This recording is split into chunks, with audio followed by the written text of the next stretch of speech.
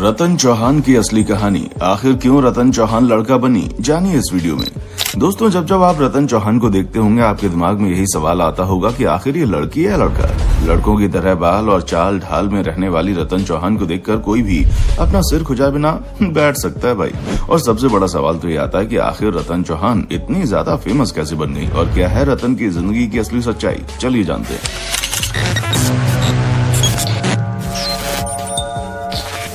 दोस्तों, सबसे पहले तो हम आपको बता दें कि एक सामान्य फैमिली में जन्म लेने वाली रतन चौहान भले ही लड़के की तरह दिखाई देती हैं, लेकिन ये एक लड़की हैं। इनका जन्म 3 मार्च 1998 को राजस्थान के मांडवा गांव में एक मिडिल क्लास राजपूत परिवार में हुआ था। रतन का निकनेम मिकू है। जब रतन अपनी मां के गर्भ में थी तभी इनके पिता ने सोच लिया था कि लड़की या लड़का, हम उसका नाम नवरतन ही रखेंगे। इसलिए एक लड़की के रूप में जन्म लेने के बावजूद जब रतन का जन्म हुआ तो इनका नाम नवरतन रख दिया गया और स्कूल में भी उनका एडमिशन नवरतन के नाम से हुआ। लेकिन जब रतन छोटी थी तभी इनके एक टीचर ने इनका नाम नवरतन से बदलकर रतन कर दिया।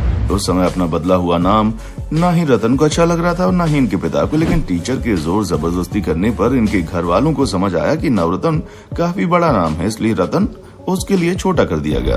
और जैसे जैसे रतन समझदार होती गई वैसे वैसे उन्हें अपना नाम बहुत अच्छा लगने लगा। बात करें रतन के परिवार की तो इनके परिवार में 3 लोग रहते हैं, माँ, रतन और इनका छोटा भाई। कुछ समय पहले ही इनके पिता की लंग डैमेज के कारण मौत हो गई। रतन के पिता जब जिंदा थे तब एक इंटरव्यू में रतन ने बताया कि मेरे पापा ही मेरा सब कुछ है और मैं उनसे बहुत प्यार करती हूँ और उनको कभी भी खोना नहीं चाहती। लेकिन रतन को जिस चीज का सबसे ज्यादा डर था, किस्मत ने उसी चीज को इनकी खुशियों के सामने लाकर खड़ा कर दिया। इसीलिए अपने पिता को खोने के गम से रतन काफी दिनों तक बाहर नहीं निकल पाई। आपको बता दें कि अपने बचपन के टाइम में रतन एक बहुत ही ब्राइट स्टूडेंट थी, जिसकी वजह से इनके घर वाले इन्हें बैंक में नौकरी करते हुए देखना चाहते थे। तभी तो रतन ने मैट्रिक में 80% और इंटर में 72% लाकर अपने परिवार का नाम रोशन कर लिया था। पढ़ाई में बहुत अच्छी होने के साथ साथ रतन को डांस और सिंगिंग का भी बहुत शौक था। जहां ये घर पर तो नाच कर अपना शौक पूरा करती थी, उसके साथ साथ स्कूल वगैरह में होने वाले कंपटीशन में भी भरपूर हिस्सा लेती थी, जिस वजह से रतन पूरे स्कूल में फेमस हो गई थी। बहुत से बच्चे रतन को किंजू दीदी के नाम से बुलाया करते थे। आपको बता दें कि रतन जिस तरह अभी दिखाई दे रही है, ये हमेशा से ऐसी नहीं दिखती थी। ये स्कूल में बिल्कुल नॉर्मल लड़कियों की तरह दिखती थी, जिन्हें देखकर आप पहचान नहीं पाएंगे कि ये वही रतन है जिसके देखकर पूरा देश हैरान हो जाता है। वैसे दोस्तों, इनके अभी वाले बाल तो काफी छोटे और बॉय कट है, लेकिन जब ये स्कूल में हुआ करती थी तो इनके बाल नॉर्मल लड़कियों से भी कहीं ज्यादा बड़े होते थे। अपने एक इंटरव्यू में रतन बताती हैं कि जब वो स्कूल के लिए सुबह तैयार होती थी तो आधे से ज्यादा टाइम तो उन्हें अपनी चोटी बनाने में लग जाता था, क्योंकि लंबे बालों में चोटी जल्दी नहीं बनती और स्कूल में भी चोटी बनाए बिना नहीं जा सकते थे, क्योंकि बिना चोटी के स्कूल जाने पर पनिशमेंट मिलती थी। जब रतन स्कूल के बाद कॉलेज में जाती है तो इन्होंने पढ़ाई के साथ साथ स्पोर्ट्स और एनसीसी में भी हिस्सा लिया। खेलकूद में इतनी ज्यादा माहिर थी कि इन्हें कभी भी थकान महसूस नहीं होती थी, पर इनके लंबे बाल इनके खेलकूद में रोड़ा बन रहे थे। इसलिए रतन ने सोचा कि क्यों ना अपने बाल कटवा ले। पहले तो रतन को बहुत ज्यादा डर लगा, कहीं माँ कटे हुए बालों को देखकर गुस्सा ना हो जाए, लेकिन जैसे ही रतन अपने बाल कटवा कर घर आई उसके बाद इनकी माँ ने रतन की बहुत तारीफ की और कहा कि तुम इस हेयर स्टाइल में बहुत अच्छे लग रही हो, अब इसी तरह बाल रखा करो। रतन को भी अपने छोटे बाल बहुत अच्छे लग रहे थे। हालांकि यहीं से रतन को यह समझ में आ गया कि वो लड़की कम और लड़के की तरह ज्यादा दिखती है, इसलिए रतन ने अपने माँ बाप में और भी बदलाव महसूस किया और ये एक टॉम बॉय की तरह लगने लगी। दोस्तों, स्कूल खत्म होने के बाद रतन ने बीकॉम से ग्रेजुएशन शुरू कर दी और अपने उसी कॉलेज वाले दौर में रतन के साथ कुछ ऐसा हुआ जिसके बाद वो बहुत ही ज्यादा डिस्टर्ब हो गई। अपने इस खराब मूड को बदलने के लिए रतन ने म्यूजिकली पर वीडियो बनाना शुरू कर दिया। जी हाँ दोस्तों, हम उसी म्यूजिकली की बात कर रहे हैं जिसे बदलकर टिकटॉक का नाम दे दिया गया था। रतन बस अपने एंजॉयमेंट के लिए वीडियो अपलोड कर दी थी। शुरुआत में जब रतन ने वीडियो बनानी शुरू की तो इनके पिता इन्हें बहुत ज्यादा डांटते थे, इसीलिए अपने पिता की डांट से बचने के लिए रतन ने छुप छुप कर वीडियो बनाना शुरू कर दिया। शुरुआत में रतन की बहुत सारी वीडियोस वायरल हो गई, लोग इनको पसंद करने लगे। इसी वजह से इन्हें लगातार वीडियो बनाने का मोटिवेशन मिलता रहा। कुछ समय में रतन की वीडियोस पर मिलियंस में व्यूज आने लगे, जिसकी वजह से लोग रतन को पहचानने लगे, क्योंकि हर कोई ये देखकर दंग रह जाता था कि कैसे एक लड़की भला लड़के की तरह इतना ज्यादा दिख सकती है। क्योंकि रतन को जो कोई भी वीडियोस में देखता उसके दिमाग में सिर्फ और सिर्फ यही सवाल चलता था कि ये लड़की है लड़का, और जब लोगों को पता चलता कि ये लड़की है तो लोग और ज्यादा हैरान हो जाते।